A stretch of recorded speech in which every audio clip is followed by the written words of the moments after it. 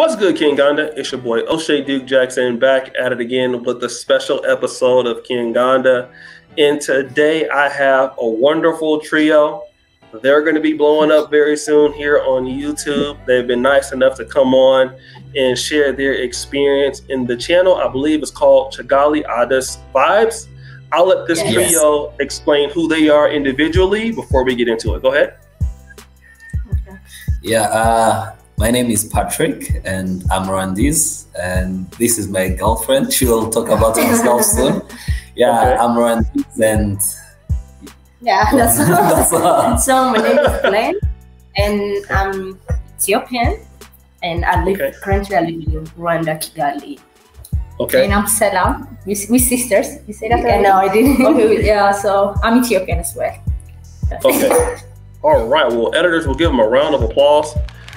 And how I found out about you was because Austin Holloman, who I know from the American YouTube community from a few years ago, he came to see us here in Kampala, and on the way there, he was in Kigali for about a week or so, and I was like, Kigali Vibes. I was like, that's interesting. I saw it was one brother that was Rwandese and two of the sisters was Ethiopian. I'm like, this is different. So, and this is one of the most unique stories because we talked before the show started. I have never ever heard a story like this one. So, how did you all meet and become a YouTube channel? So how we met is I was studying in China and she was also studying in China. Then we met. I was traveling, then we met in her city. Then after that we graduated, then I came home. After some time she went to Ethiopia. Then she was like, I want to come to Kigali. I want to come and see where you live, how the country is. And when she came with a sister. And after that, they decided to stay. So they loved Kigali. We came for a vacation, but we left the country and stayed. Yeah, basically, that's all. Wow. That is a very interesting story. I have never heard, and I've been living here off and on for 7 years. I've never heard that story. And let me just say this. We were talking a little bit before about, the Ethiopia is a huge country in Africa. And it's been inspired by, Sali, how do you pronounce his name? Haile Selassie?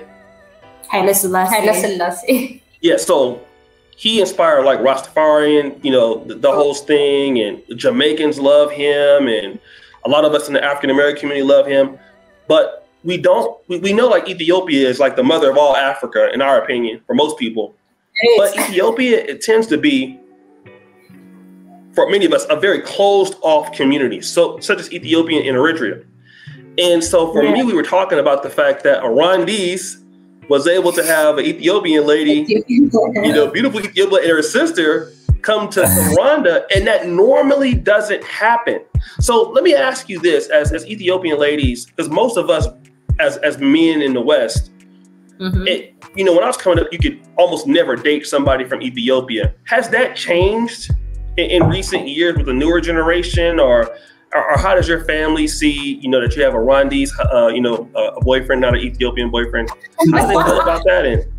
Yeah, definitely now. Like before, it's true. Like we're really gifted people, but now, like it's changed a bit. And, they're more open-minded now. So, and even it's me, my parents, and my family, they don't mind me like dating him. Actually, my sister, she's married to Black American. So it's not a new thing. Oh, you're married? No, my sister, my other sister. Oh, so this one is, so she's single. No, they have a sister who's not here. Who married the Black American. I see. Okay. Yeah. Okay, but Sana, that's your name, right? Yeah, Sana. Sana is not married. No. I'm single. She's breaking people's hearts. Okay, I get it. So now let me ask you that, because I know all of you came. How did your family, because you are still dating somebody in Africa, how did they feel about you? I mean, people in Rwanda, having a relationship for somebody from Ethiopia. Honestly, they don't mind if it's like, what about you, Patrick? Huh? What about Patrick's family? Mine it was different because in Rwanda we love Ethiopians like everyone else. So they were really happy and they met them and they liked them, and it's like it's something good. It doesn't have anything like. They were really proud, I would say. Okay. Yeah, they were really proud that I backed in Ethiopian. So it's different for me because it's different. You don't see this every day, like you said. So no, never, almost. So now let me ask you, because I was contacting you about scheduling to come on Kenganda. How did you start the YouTube channel, and why did you start it? So basically, we want to show the good part of Africa. No, first, like when we come to Rwanda, it was so different, like from Ethiopia. There's like so many great things in Rwanda, you know. And we were like, oh, we have to like, you know, tell our experience about Rwanda. And we start like comparing Ethiopia to Kigali, and like we started like doing that. And we knew we were different because like the way like we are, he's Rwandese and I'm Ethiopian. Yeah, we know we're different, and I knew people wanna like, you know, hear our story. Yeah, so. I want to hear your stories. So, how long have you been living in Rwanda, in Kigali? 1 year and like 7 months. Yeah. 1 year and 7 months. Almost 2 years. Yeah. Okay. What have been some of the challenges moving to Kigali and living there in comparisons to living in Addis? There is no challenge, like maybe like the language, you know, like communicating and everything. But he's here with us all the time, so which makes it easier. But there's culture shocks and everything. But Kigali is not that much. Yeah. And this is more complicated. How about people staring? That wasn't. Let's talk about the staring. That's too much. Okay, let's talk about that. We can stare around this. We can stare. Yeah. Okay. It's too much. The staring is too much. How did that make you feel with the staring? Now we got used to it, but when we came, it was like what's not happening? Comfortable. Yeah. Okay. Yeah. Now, you said something about culture shocks. What are some of the culture shocks that you have experienced moving from Addis to Kigali? Okay, like in Ethiopia, we love we love sharing. When you go like to someone's house to ask, they'll like force you to eat. You have like, to drink coffee and everything. And it's different here in Kigali. Yeah. So that's one of it. Yeah. So Patrick doesn't share coffee? No, he does. Now he's like, fully have a shot. But not me, I like the food. That became Ethiopian. One of the things I would say, when they came, they were surprised with how Kigali is clean. Yeah, that's, oh my God. Yeah, people like the cleanness of the country. Yes, people like, it's safe. You can walk at night and nobody will say anything. Yeah, and they can walk everywhere. They can hold their they don't see someone snatching bags and phones. And there's no corruption even, like, if you want to start a business, if you want to do this and that, you go to the office, it's not complicated and everything. Those are culture shock for us, because in Ethiopia, it doesn't work like that. And the other thing is like when in Rwanda, when you call, like when you want a service, it doesn't go well. Most of the time they say in Ethiopia, when you call the number, no one picks up. They get surprised whenever I call service number and someone picks up and they'll be like, so they pick up for you for the hotlines and everything. It's not just picking up, they will actually come and help you. They will hear your patrol. Okay. And internet speed. The internet and the electricity doesn't go off, and there's water every time. So there's so many good things in Rwanda. So let me ask you this, because you have a great channel. I'm just looking at some of the videos. I see Rwanda is not what you think it is. I see a Lake Kuvu Music Festival. I see you got some good food there. I see we planned your trip, visit Kigali. I see that. So let me ask you, do you get a lot of people from the diaspora messaging you, asking you for tips and things like that?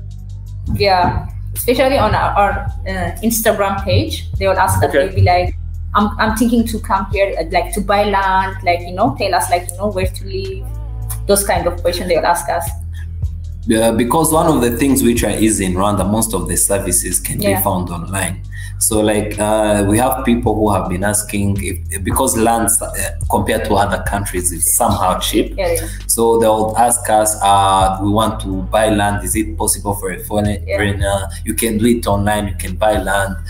Do you want to start a business? You can start it within one day. You have the papers and everything. And there's people who support you and from the government who will show you the way and help you, guide you. Things like that. The cost of living, neighborhoods where you can come and stay, things like that. Clubs. Yeah, clubs sometimes. We're going to talk about clubs. Now let me ask you, as far as you living, you know, being from Ethiopia and moving into Kigali, like how hard is it to, let's say, find work, employment, because people are going to be wondering about, if I move to Kigali, how can I support myself? What do you tell those people in the diaspora that are looking for an ability to come there and live and work or earn money? Earn money business-wise, I would say they can do business and everything, but if you don't have planned out, like, you know, what you're gonna do, you don't have the visa and everything, it's better if, like, you know, you fix it wherever you are, you fix it there and you come. Because getting jobs and everything, it's like, it's not easy, you know, it's Africa at the end of the day, so. But unless you're having a remote job, otherwise coming like you starting the life, you have nothing going planned, I wouldn't recommend it, because the city is expensive and finding a job, unless you're a top talent, someone who can always navigate yourself somewhere, it will be easier, but otherwise. But if you want to do business, it's really easy. Like opening business in Kigali. You can even do it like in 24 hours. You can like, you know, open like 24 hours. I think from Africa countries, the second country, like the easiest, to do business. After Mauritius is Rwanda. So it's really easy. The paperwork and everything. And for people with bigger investments, there's website, there's a RDB, it's government agency. You can go there, they will share with you some of the businesses, the investments available. If you want to invest, you can choose one of them, then you can invest, you can select and invest. Okay. So now because you said there were some culture shocks, you talked about people staring. What have you ever thought about, like, I should go back to Addis or maybe some other place, you know, maybe America, the UK? What has kept you in Addis instead of going back to Ethiopia? Actually, like, you wanted to go to Canada when you first came here, but like I changed my mind. Her mind. So we want to settle in Rwanda, basically. Because it's like safe, it's nice, you know, it's not chaotic. It's like there's no like traffic, even like it's so the country is like quiet and sometimes we call it it's a, like kind of Europe country or something like that. Okay. The system. So you wanted to. So would you ever go to Canada now? Or are you staying in Kigali? Kigali, of course. So what is it? What opportunities do you see for yourself in Kigali that you can do that maybe you feel like you can't do in Canada? I mean, like, it's Africa. Like, I have like more opportunity here. Like, you know, I can like grow myself here. I feel like that. You can do like so many things here. Like, there are a lot of opportunities that haven't been, you know. What I'll add more, there's different markets or job-wise. When you work, people who go in Canada and everywhere, they are working, but the money they use it doesn't bring you that happiness, or you always working or stressed out. But you can here have a balanced life. You can work, you can open your business at the same time, have fun, have a life. So that's the reason I think they decided to stay, because they can have a life here. It's not like I'm going to work, save, and work till you die. You can work and save. You can work, have a life. You know, do other things. You can open different businesses at the same time, rest, and you know, have a family and grow as a person. Not like all the time thinking about work, stressed. Yeah. And the weather even the weather. The weather is nice here. How do you feel that your channel is changing the narrative about Africa? We're happy about it, but like we have to do more. Like we feel like, you know, we're not doing, like we're capable of like doing too much, you know. But I feel like we're not doing much. Currently, because we just started the YouTube channel, so how long have you started? Like it's 2 months. 2 months almost. Only 2 months. Yeah. You're doing that good. Are you kidding me? Yeah. Thinking 2 months, that's all? Yes, only 2 months.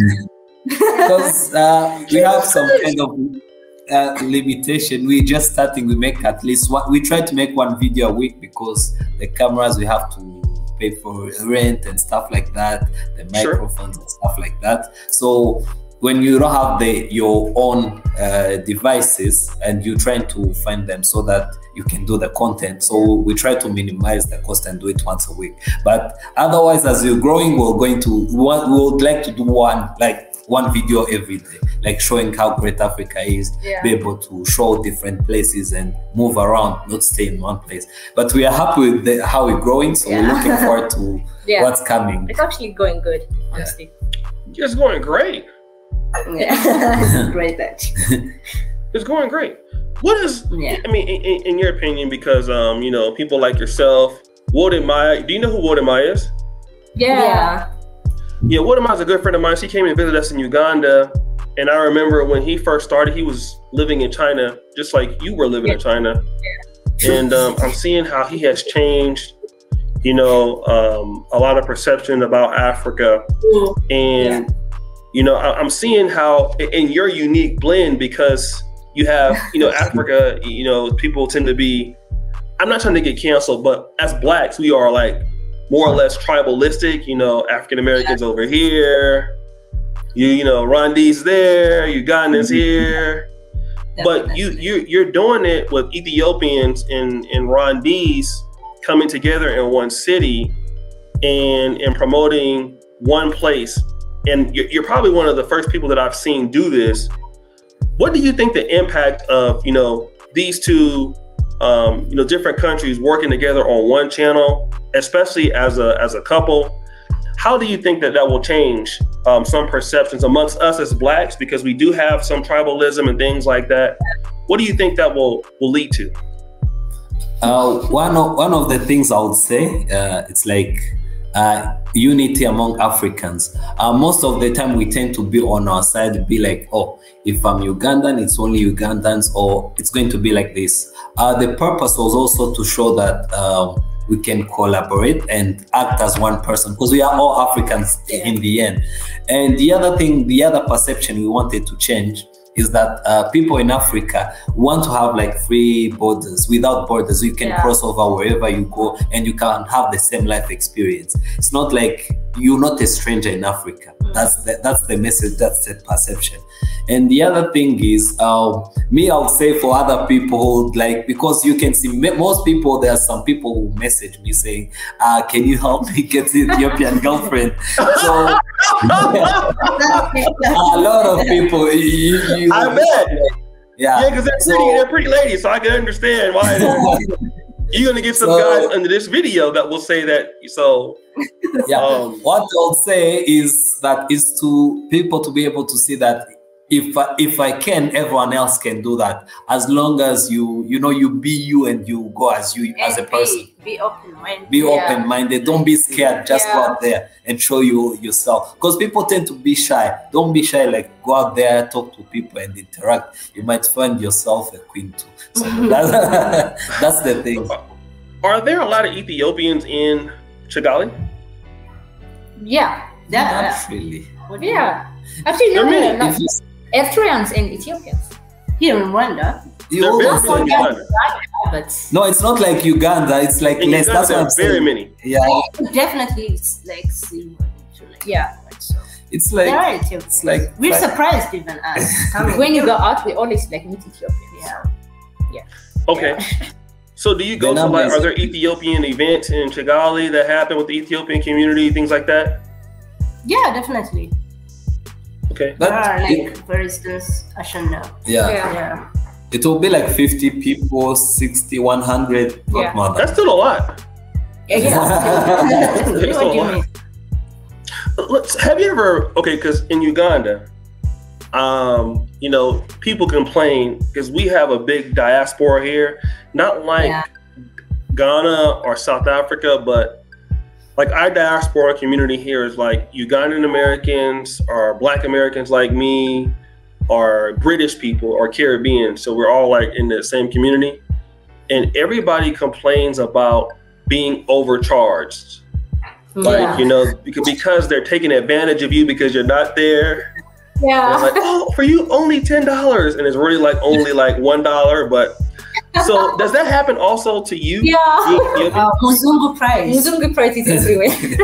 They call you Muzungu. Do they call you Muzungu? Yeah. Actually, they do. They think They do, you're like- Indian most of the time. Like they Okay. be like, "Oh, you Indians?" Be like, "No." But yeah, like the price they increase every time. Like we have to pay. Like You have more. to negotiate. Even if he's there, like, Even my- there's nothing he can do. Like even the money I pay now, like the money we use increased. Like for transporting from with them, I know I'm adding more Yeah. because otherwise, So like, do you, like for me, I used to get, well, I used to take that personal, and I was like, well, hey, you know, I'm still Black. I'm trying to support you. Why are you lying? So how did you get over that? Because a lot of people in the diaspora, and you would be considered the diaspora because you're living in Africa, but you're not Rwandese, just like me. Yeah. I'm Black, but I'm not Ugandan. and But you know, me and you were both being overcharged. So do you get angry at that, or how do you deal with that? The thing is, even like when we are like in Ethiopia, they will add like the price. They will see you, how you dress and everything. It happens like, you know, every day. So I'm not like new to it, honestly. Yeah, but like even- they will see like how you dress and everything, and they'll like add the price. They don't say the same price with my mom. And like if my mom buys something and if I buy something, it's not the same the price. Of course, it's gonna be higher for me, and my mom will buy it less. So we are like used to it, you know. Yeah. There's no fixed price. They just like see you and like, you know, they will say like, oh, this. So I don't know. It's nothing for me, it's different because it pisses me off. Yeah. in China, we used to do that. Yeah, like yeah. And sometimes they think I can't speak in Rwanda. I'll be telling them like, Yeah. why? You know I'm Rwandese, why are you adding the man? I know the price, I know everything. Then they would laugh. They'd be like, nah, we have to eat their man. I'd be like, no. Yeah. Oh, they will say we have to eat their money. No, they tell me like they brought a lot of money. Why can't you give me No, sometimes it's give us some? frustrating. Yeah, like, just because you doing speak that. English, they have to add the price, which is like And looking annoying, but different. like Yeah. So they think you're rich because you can speak English. yeah. Definitely. Okay. No, that definitely happens to me also. So let me also talk about this because I know some days, do you ever wish, like, have you ever had a day or how did, you know, that you want to go back to Ethiopia? Like, I want to pack up all my stuff and leave here. Have you ever had a day like that? And if so, never. Damn, you really love Kigali a lot, huh? I love it. Because I've had like almost every day here. I swear it's always at least 3 days a week. I know Uganda can do that to you. I know Oh Uganda. my God, I'm telling you, listen, No. I'm complaining almost. I love Uganda, but I have like a love-hate relationship here with certain how things are. So you've never thought about like, I want to leave. No, ever. No. Not really. Let me ask you, because a lot of people, when they look at like Uganda has its issues, but it's very free. You know, a lot of parties happen here. As long as you don't get political things, you know, it's really, really fun. But when I was in Kigali, it almost felt like it was almost like Dubai. Like Dubai is also very fun, but like it's one of those places where you cannot mess around. I was in Kigali and the guy was like, there's security all over the place. I was like, I can't see them. He's like, it doesn't matter if you can see them, they're there.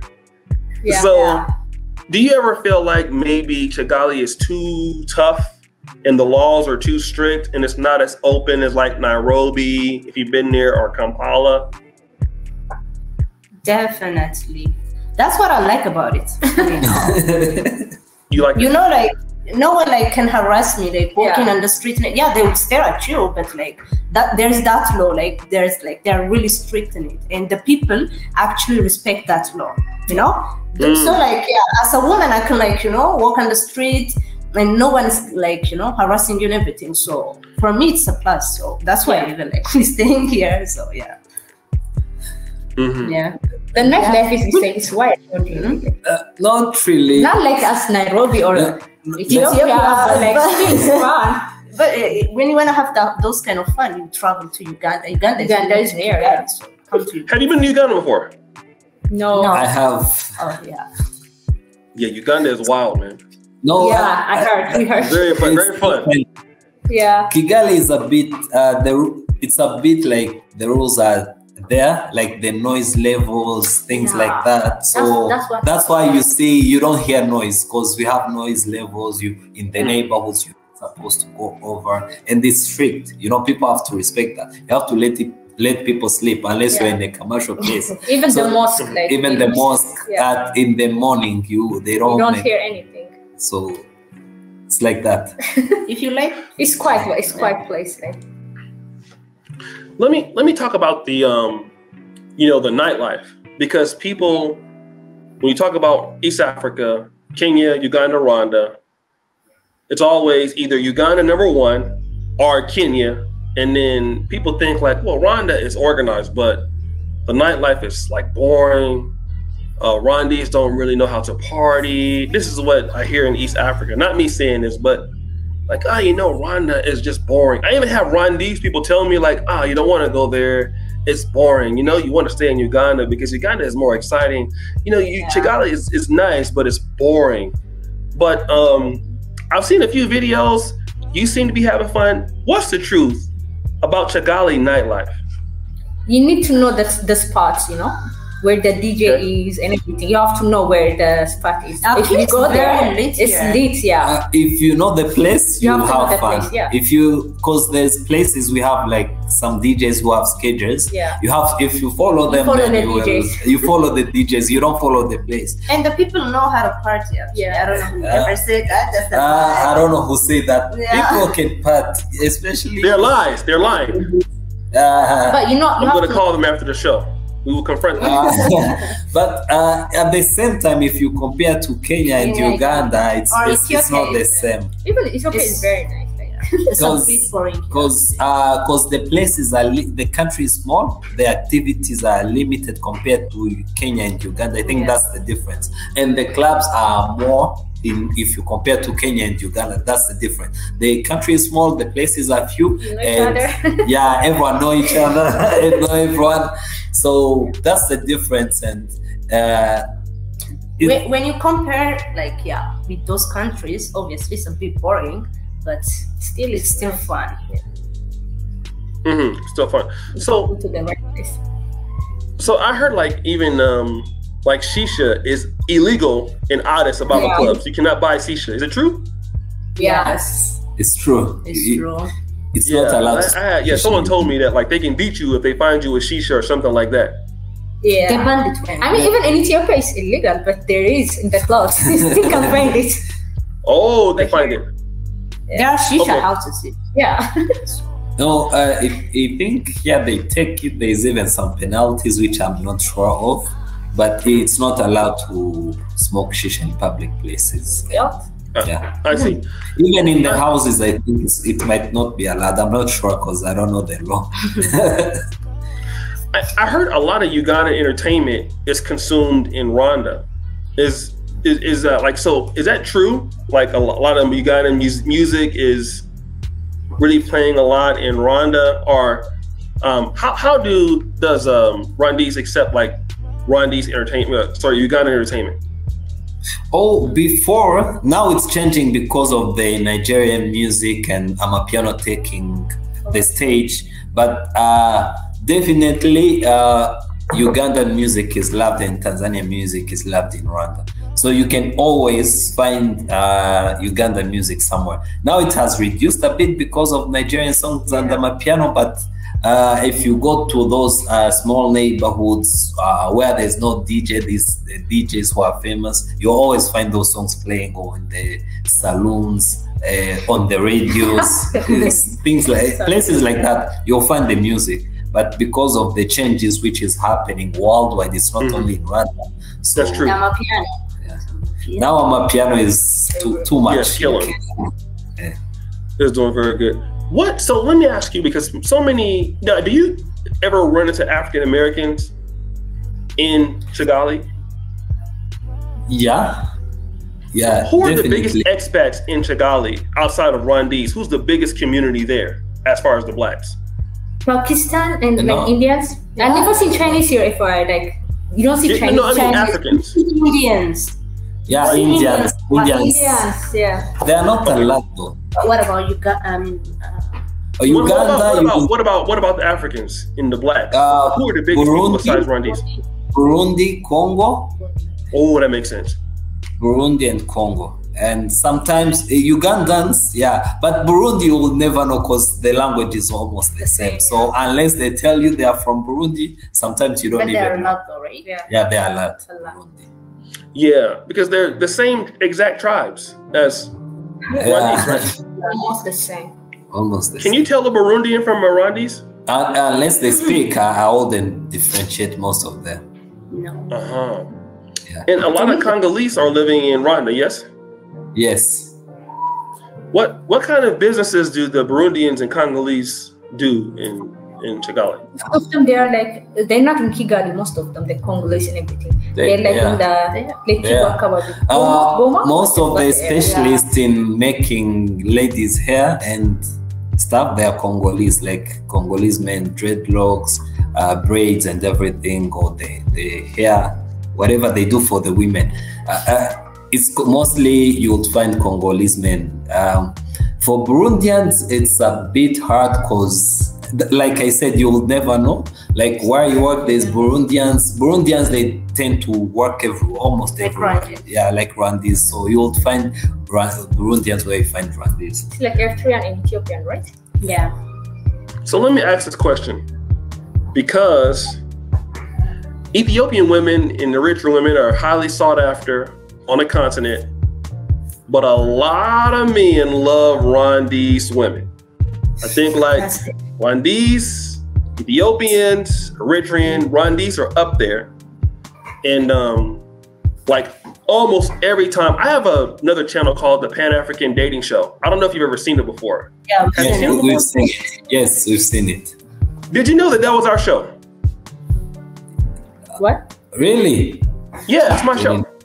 Oh, because we saw it on your original page with O'Shea. We can see your three channels. Yeah. Oh yeah. So that's how the PanAfrican Dating Show. Everybody always asks for Rwandese women. So some of because Rwandese, Ethiopians, Burundians, those ladies are probably the most sought after in Africa. So I know you do have a beautiful young lady that's there as Ethiopian, but some guys are gonna want to know, is it hard dating? And I've seen that you have topics on this, dating Ethiopians, Rwandese on your channel. How hard is it dating a Rwandese lady if you're a foreigner, let's say, or even a lady that's an American dating a Rwandese man from the diaspora? Is that very hard to do? Limitations? What is your suggestions? I'll say Rwandese are a bit different from Ethiopians. Maybe that might be the difference. Because when you get used to them, first of all, they will act shy. They'll act like they can't talk. But after some time, when you know them, they'll be your best friends. And saying this, and I know it's true, Rwandese, they like foreigners. Most of them, kind of. There's a thing with foreigners, different experience. They'll be like, our guys, we know them, we've had like So they'll be like, they like, you know, having different experience and seeing what's out there. So that's one of the differences, I would say. They are not more reserved, because if you went out and then you meet around this girl, they would be happy to talk to a foreigner, like right or more than around this. But sometimes there's a limitation of the language, but it always works. It works out in some way. There's a lot of French, right?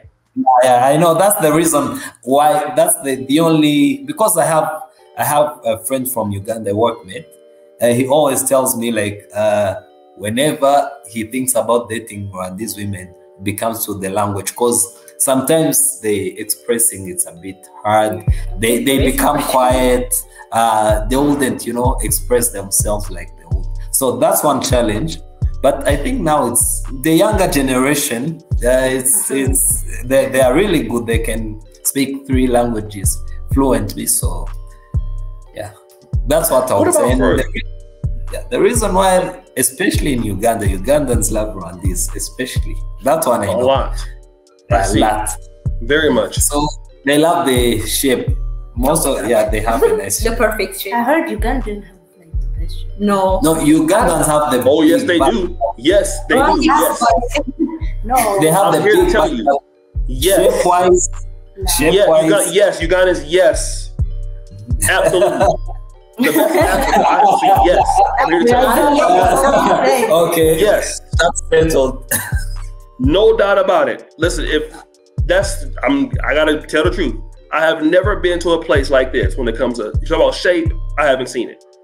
I thought it was on average. Kenya's close. Rwanda can be close. Uganda is, I gotta be honest. I was in South Africa for me. I've never been to a place like this when it comes to that. Never. Yeah. I'm sorry, I gotta tell the truth.